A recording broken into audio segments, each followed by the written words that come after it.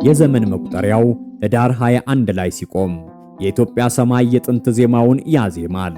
ይህ ቀን የኦርቶዶክሳዊት ተዋሕዶ ቤተክርስቲያን ልጆች ከልባቸው ጥልቅ ስፍራ የሚፈልቅ መንፈሳዊ ጉዞ የሚጀምሩበት፣ ታሪክና ምስጢር በአንድ ወንዝ ተቀላቅለው የሚፈሱበት መንፈሳዊ በዓል ነው። ርዕሱም ጽዮን ማርያም ይባላል። ቃሉ ሲጠራ የኢትዮጵያ ምድር፣ ገናናው ሰሜን፣ የአክሱም አምዶች ግርማና የጥንት ነገሥታት ታሪክ በዓይነ ህሊናችን ይደቀናል። ጽዮን የስም ሲሰማ ጆሮ አድምጦ ልብ ይደነግጣል።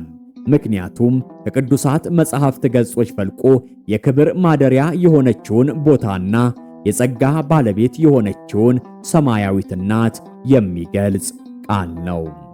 በብሉይ ኪዳን መሠረት ጽዮን የጌታ ታቦት ያረፈባት የዳዊት ከተማ ምሽግ ነበረች።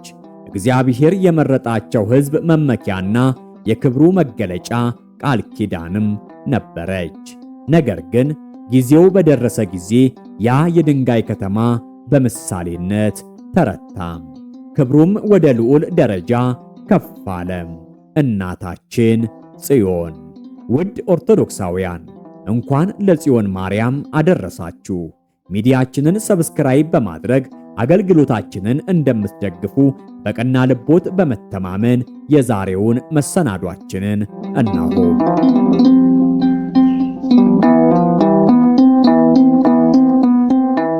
ህዳር 21 ሲደርስ ምዕመኑ ለሁለት ታላላቅ ጽዮኖች በአንድነት ይሰግዳል። አንደኛዋ የኢትዮጵያ ጽዮን የትግራይ ግርማዊ ምድር ላይ ቆማ ያለችው የቃል ኪዳኑ ታቦት ማረፊያ እንደሆነች የምትታመነው የአክሱም ጽዮን ናት። ይህች ጽዮን በታሪካችን ውስጥ የነጻነታችን ማህተም፣ የሃይማኖታችን ጽናትና የብሔራዊ ማንነታችን አምድ ሆና ኖራለች። ህዳር 21 መከበሩ ታቦተ ጽዮን ወደ ኢትዮጵያ የገባችበትን ዕለት በማሰብ የታሪክን ምስጢር ከመንፈሳዊ ቅድስና ጋር የሚያዋህድ ድንቅ በዓል ያደርገዋል። በዚህች ጽዮን ቅጽር ውስጥ የኢትዮጵያ ሕዝብ ለ3000 ዓመታት ያህል ታሪካዊ ክርና ሰማያዊ ተስፋን አያይዞ ኖሯል። ታቦተ ጽዮን በክብር ተሸፍና እንደምትቀመጥ ሁሉ የሕዝቡም ልብ በምስጢራዊ ደስታ ይሞላል።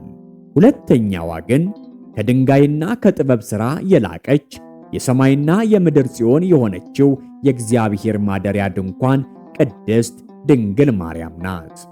የጥንቱ ታቦት በወርቅ ተለብጦ በሙሴ እጅ ተሰራ፣ የሕጉን ጽላት በውስጡ አዘለ።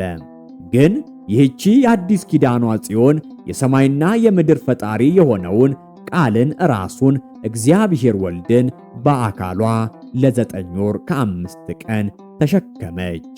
ክብሯ ከቃል ኪዳኑ ታቦት ሁሉ ይበልጣል። ጽዮን ማርያም ስንል የምንናገረው በደመና ተሸፍኖ ወደ ምድር የወረደውን የእግዚአብሔርን ሕልውና የያዘውን ንዋየ ቅዱስ ብቻ አይደለም። ይልቁንም ሰው እንዲሆን የፈቀደችውን የመድኃኒታችን እናት የሆነችውን ንጽሕት ልብ ነው። በመሆኑም በህዳር ጽዮን በዓል የታሪክና የጸጋ ፍሰት ተገናኝቶ የጥንቱ የኢየሩሳሌም ቅድስናና የድንግል ማርያም ዘላለማዊ ክብር በአንድ መንፈሳዊ ልሳን ይዘመራል። የእመቤታችን በጎነትና አማላጅነት እንደ ጥንታዊ የወርቅ ታቦት የሕዝቡን ልብና መንፈስ በቅድስና ይሸፍነዋል።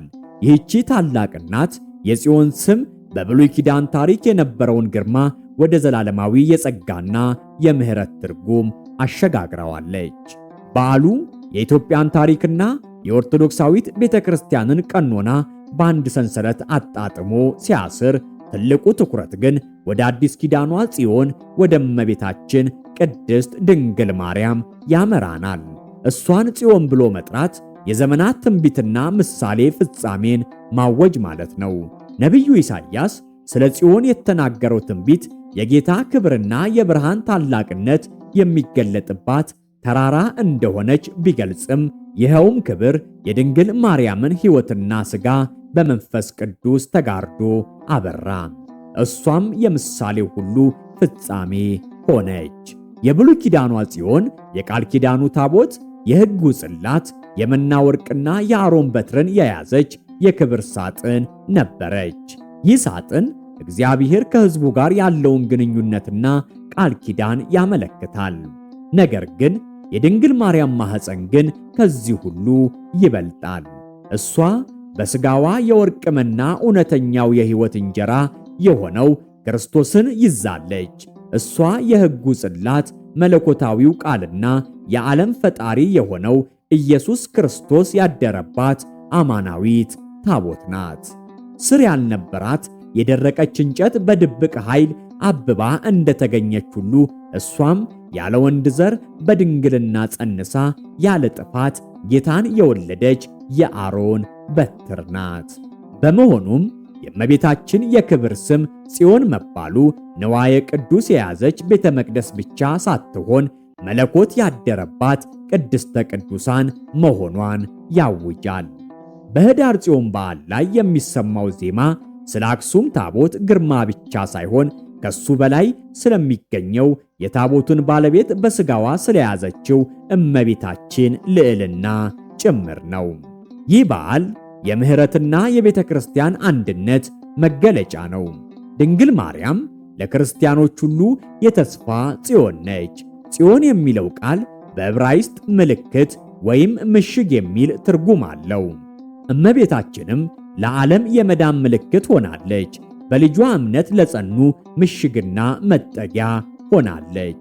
ምዕመኑ በኅዳር 21 ቀን ወደ ቤተ ክርስቲያን ሲጎርፍ በአክሱም ያሉትን ቅዱሳን ቦታዎች በልቡ እያሰበ የድንግል ማርያምን በረከትና አማላጅነት ለመሻት ነው። ይህ ታላቅ መታሰቢያ የሃይማኖታዊ ሕይወት ማዕከል የሆነውን ቃል ኪዳን ያድሳል። ልክ እግዚአብሔር ለሕዝቡ በታቦቱ በኩል ቃል እንደገባ ድንግል ማርያምም ከልጇ ለተገኘችው ቤተ ክርስቲያን የጸሎትና የምልጃ ቃል ኪዳን ተሰጥቷታል። ስለዚህ በዓሉ የኢትዮጵያ ታቦትን ታሪክና የእመቤታችንን ዘላለማዊ ምልጃ በአንድ መንፈሳዊ ድባብ የሚያገናኝ የሕያውነት የቃል ኪዳንና የመጠጊያነት በዓል ነው።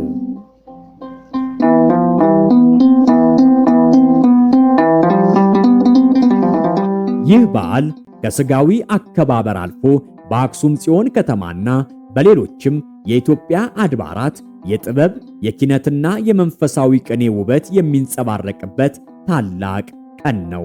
በዓሉ የሚከበረው በታላቅ ምስጢራዊና የሥርዓት አምልኮ ግርማ ሲሆን የቤተ ክርስቲያኒቱን ጥንታዊ ሀብትና መንፈሳዊ ጉልበት ያሳያል። በበዓለ ጽዮን ዋዜማ ማታ አብያተ ክርስቲያናት ሁሉ በልዩ ንቃትና ጸሎት ይሞላሉ።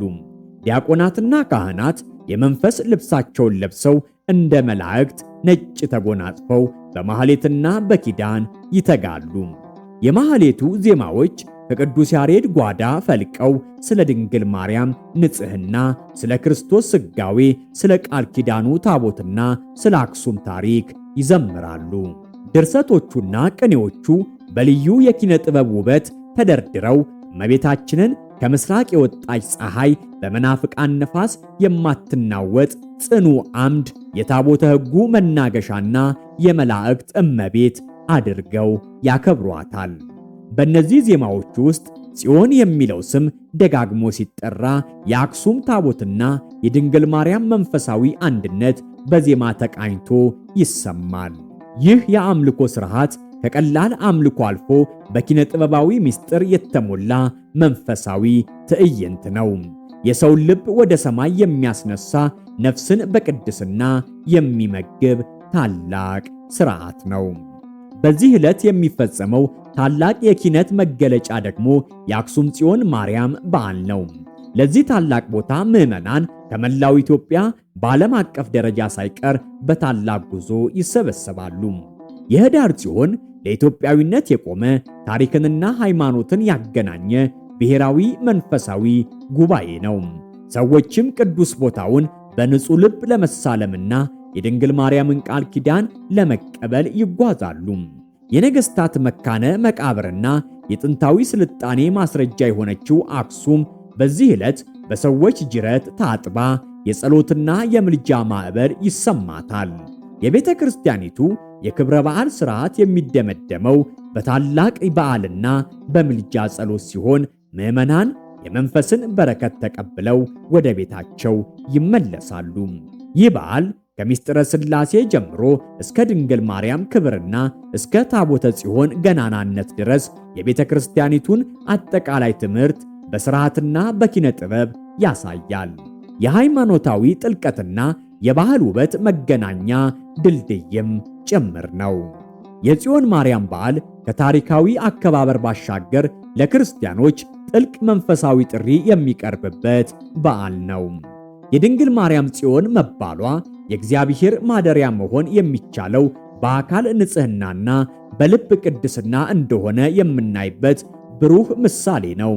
ቤተ ክርስቲያን ድንግል ማርያምን የእግዚአብሔር ቤተ መቅደስና የብርሃን ድንኳን ብላ የምትጠራት እኛ ልባችንን ለመለኮታዊ ቃል ማደሪያነት እንድናዘጋጅ ለማስተማር ነው። የዓመቱ የጽዮን በዓል ክርስቲያኖች የራሳቸውን ሕይወት እንዲመረምሩ፣ ኃጢአትን እንዲርቁና ልባቸውን እንደ ንጹሕ ቤተ መቅደስ እንዲያስጌጡ ያበረታታል። እያንዳንዱ ክርስቲያን የራሱ ትንሽ ጽዮን የመሆን ግዴታ እንዳለበትም ያስታውሰናል። ይህ በዓል በራሱ በእግዚአብሔር የማዳን ታሪክ ውስጥ የድንግል ማርያም ሚና ምን ያህል ወሳኝ እንደሆነ ደጋግሞ የሚያሳይ የመንፈስ ትምህርት ቤት ነው። የእግዚአብሔር ቃል በአጭር ጊዜ ታቦት ላይ ብቻ ሳይሆን ሥጋ ለብሶ በሰዎች መካከል እንዲኖር መቻሉ በእመቤታችን በኩል የተገኘ ታላቅ ምስጢር ነው። ጽዮን ማርያም የአዲስ ኪዳን መተላለፊያ ናት። በሷ አማካኝነት የብሉይ ኪዳን ተስፋዎች ሁሉ እውን ሆነዋል፣ አዲስ ኪዳንም ታትሟል። በዓሉ ሲከበር ምዕመናን የመዳን ዕድል እንዲያገኙ ምክንያት የሆነችውን የአማላጅነት ጸጋዋን ያመሰግናሉ። ለኢትዮጵያ ሕዝብ ጽዮን ማርያም የሀገርና የሃይማኖት ጽናት መገለጫ በመሆኗ በችግር ጊዜ የሚጠለሉባት ጽኑ ምሽግ ናት። የቅድስት ድንግል ማርያም ታላቅነት በዜማና በኪነ ጥበብ ሲዘከር የቤተ ክርስቲያኒቱ ልጆች በእምነት እንዲጸኑ፣ በንጽሕና እንዲኖሩና በምልጃዋ እንዲተማመኑ የሚያደርግ ታላቅ ጉልበትን ይሰጣል።